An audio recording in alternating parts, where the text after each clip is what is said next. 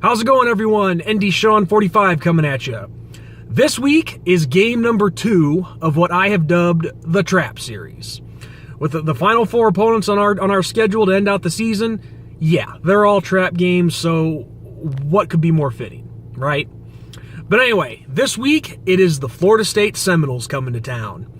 Now, the Florida State, they've gotten the better of us the past three times that we played them. The last time they came to South Bend was in 2003. Now, I remember that day very well because it was one of the crappiest days of my life. Florida State kicked our butts 37-0, and 2003 was a down year anyway. But they beat us up pretty good in South Bend that day, but prior to seeing the ending of that game, that was also the day that I played my final high school football game.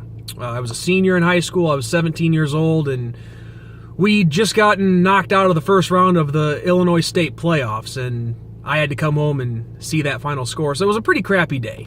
But anyway, fast forwarding back here to the present. Now, Florida State is 4-5 on the season, and so naturally this game doesn't exactly have the flair that it would have, say, in 1993 when they were ranked number 1 and us number 2. But still, this is a Florida State football team that is a gritty football team, and they're going to look to play spoiler for us. And also, for the record, people, since I had a few butthurt people show up last week, let me just make it clear. No, I do not really watch a lot of Florida State football, okay? Just so it's set in stone. I'm just going by articles and stats and a few clips that I have seen. But no, I don't actually sit down and watch full games. Just so that's clear, in case anybody decides to show up and bitch. So there you go. But anyway, the first thing that I have to cover with Florida State is this.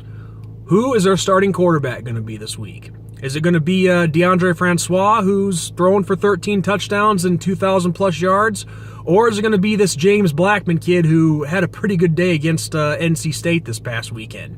I think, what did he throw for? Like 350 yards, give or take, and 3 or 4 touchdowns? Pretty good numbers.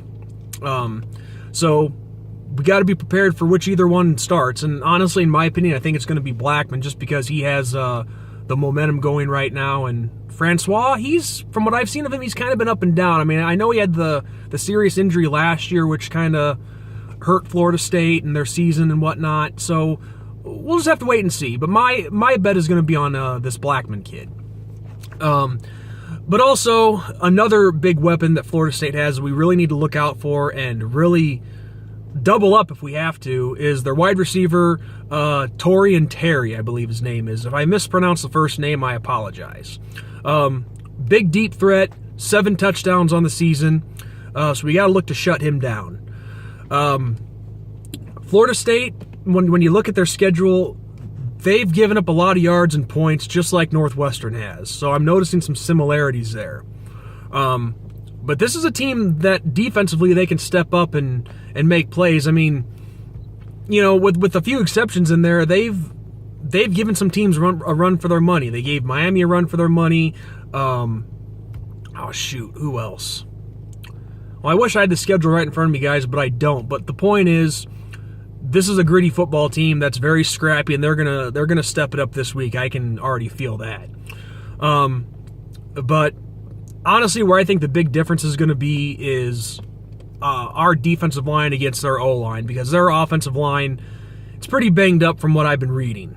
So if we're able to put on the pressure, then look out. Game over. That's just how I see it. But we still got to get things going on offense.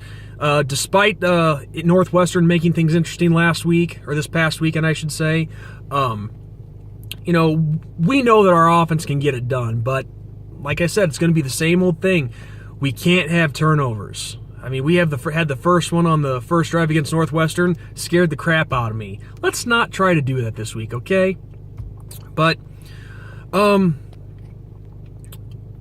also would really in this game like to see us just put a team away. I mean, I had one of you guys ask me that question, why I felt the Irish couldn't put teams away, and I told this user the same thing that I'm going to tell all of you right now.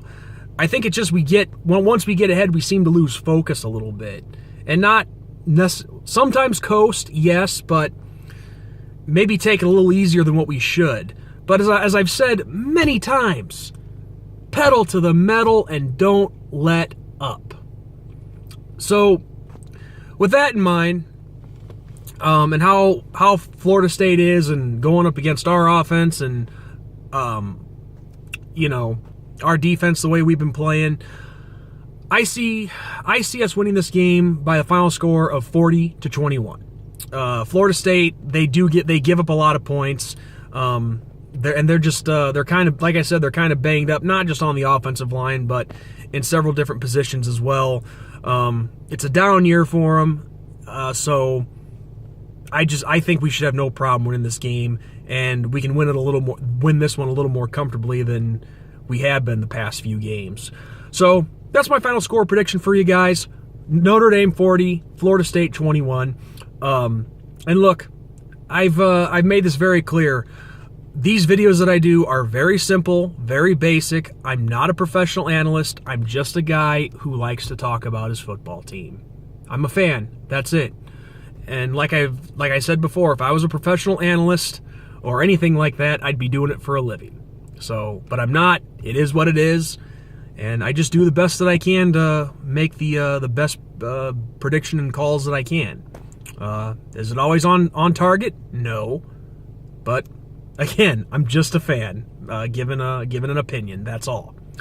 So that's all I have for you guys. And with that said, this is ND Sean 45 signing off. And as always, God bless and go Irish, beat Seminoles.